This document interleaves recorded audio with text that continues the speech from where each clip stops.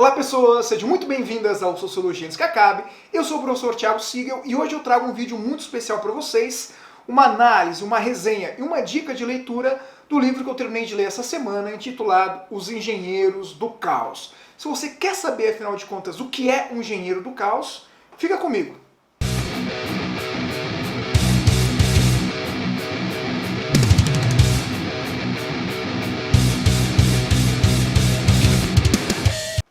Mark Twain costumava dizer: uma mentira pode dar a volta ao mundo, enquanto a verdade leva o mesmo tempo para calçar os sapatos. Essa frase, de maneira bem irônica, ela fala um pouco daquilo que todos nós sabemos, né? Uma mentira se espalha de maneira muito mais veloz do que a verdade. E depois que uma mentira toma conta da sociedade, você reverter isso, você mostrar os equívocos disso, é algo extremamente trabalhoso. Os Engenheiros do Caos, de certa forma, vai justamente explorar essa questão, mostrando para nós como nasceu um movimento político nos últimos 5 ou 10 anos, que o autor vai chamar aqui de carnaval populista, que permitiu com que políticos, demagogos, populistas de extrema direita, como Donald Trump nos Estados Unidos, Boris Johnson na Inglaterra, Matteo Salvini na Itália e Jair Bolsonaro chegassem ao poder. E esse carnaval populista é muito interessante porque o autor do livro é Giuliano da Empoli, professor, jornalista e cientista político italiano. Ele traz justamente esse nome, carnaval populista, porque, segundo ele, o primeiro grande partido digital populista de extrema-direita que vai surgir no mundo surge justamente na Itália, na cidade de Roma, que é também a cidade conhecida por ter uma das maiores e mais antigas festas de carnaval da história, e curiosamente lá também nasce o carnaval populista. E o que, afinal de contas, é o carnaval populista? Bom, vamos tentar entender um pouquinho melhor isso aqui. A gente sabe que existe um populismo de direita, que existe um populismo de esquerda.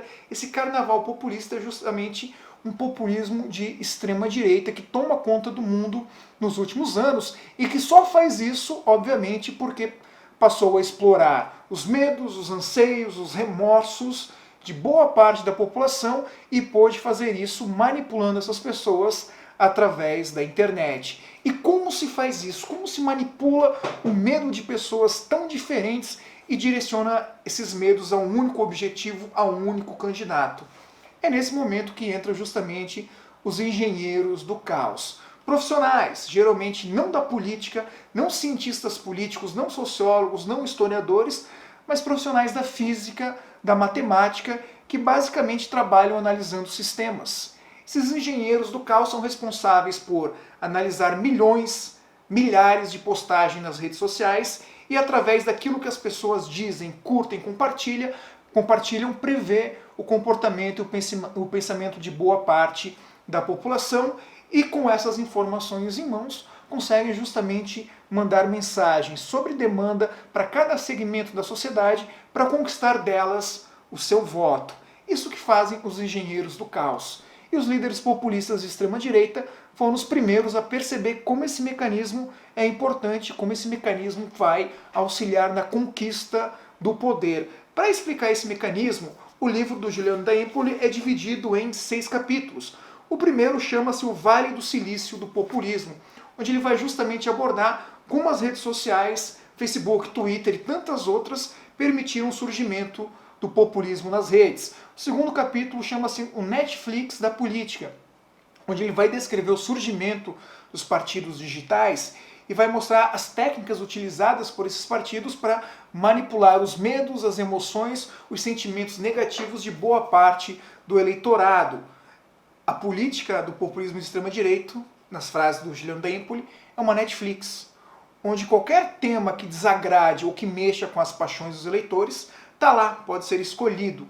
Ele pode falar só sobre o tema que mais o odeia e esquece de analisar qualquer outro tema. O terceiro capítulo chama Valdo, a conquista do planeta. O quarto capítulo chama-se Troll, o chefe. O quinto capítulo, Um estranho casal em Budapeste. E o sexto capítulo, muito importante, chama-se Os Físicos e os Dados. Em cada capítulo desse, o autor vai nos mostrar como que esses políticos, de Donald Trump a Jair Bolsonaro, conseguiram então manipular medos aleatórios de boa parte da população, juntando essas pessoas que pensam tão diferentes num único objetivo político. A gente sabe, né, o pessoal que é mais velho acompanha aqui o canal, sabe que processos eleitorais, disputas políticas são marcados por mentiras, por ataques e por medos. Qual é a diferença aqui então no carnaval populista?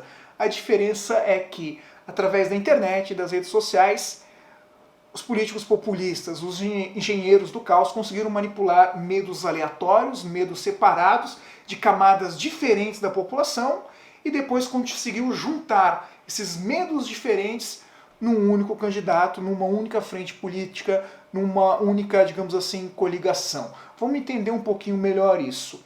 Imaginem pessoas que tenham visões de mundo muito diferentes, mas que tenham algum medo muito forte. Vamos pegar o Donald Trump nos Estados Unidos. A gente sabe que o Donald Trump chegou com aquele discurso do America Great Again.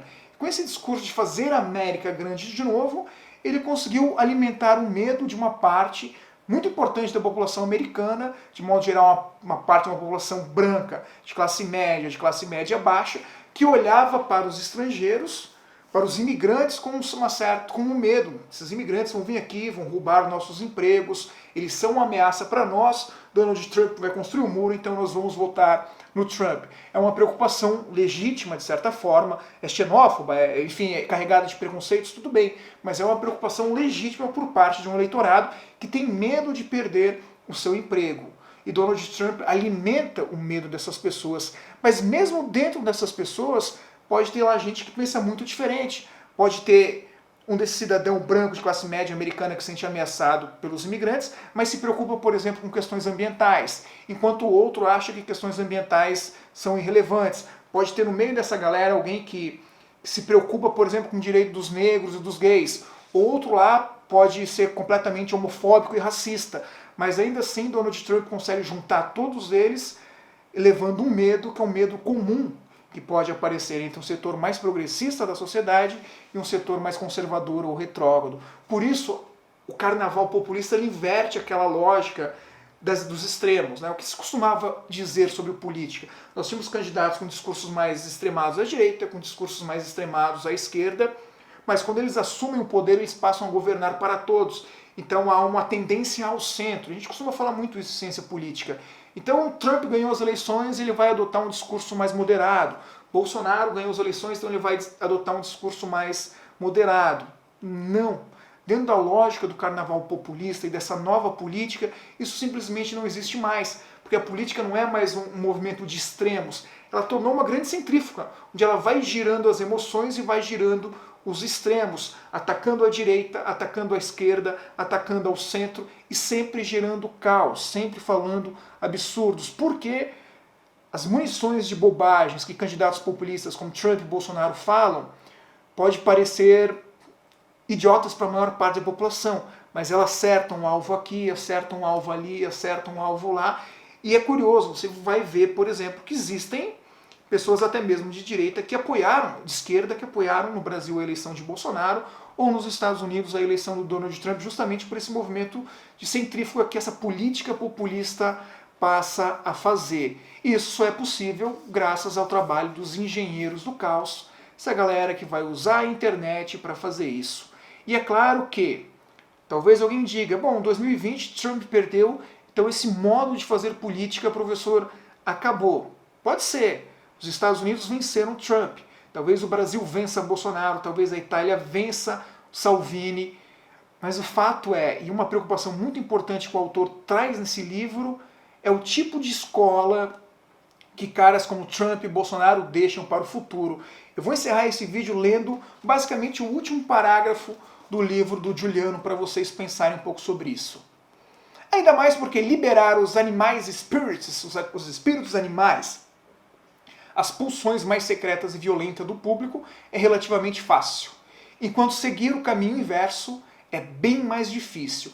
Trump, Salvini, Bolsonaro e outros estão destinados, cedo ou tarde, a frustrar as demandas que geram e a perder o consenso dos eleitores.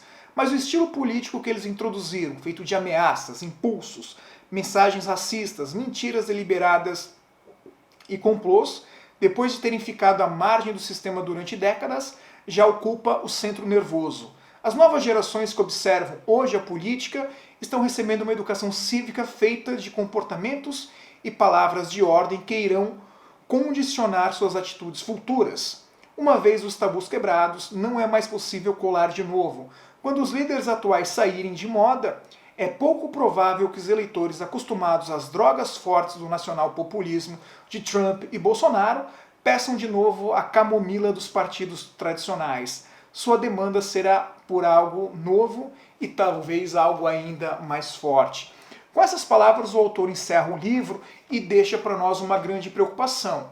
Os Estados Unidos venceu Trump. Mas o que Trump semeou? Quem é que vai se espelhar no discurso dele? Pode ser que o Brasil vença Bolsonaro, mas que semente Bolsonaro plantou para o nosso futuro político? Essa é uma grande preocupação, e se você tem essa preocupação também, lhe convido a ler esse livro. Aqui na descrição tem um link para você adquirir o livro e ajudar o canal. Livro super importante, e eu quero muito saber o que você pensa sobre esses engenheiros do caos. Será que as eleições de 2022 vão ser, de novo, comandadas pelo trabalho desses engenheiros aqui? Espero que não, mas e aí, o que você acha?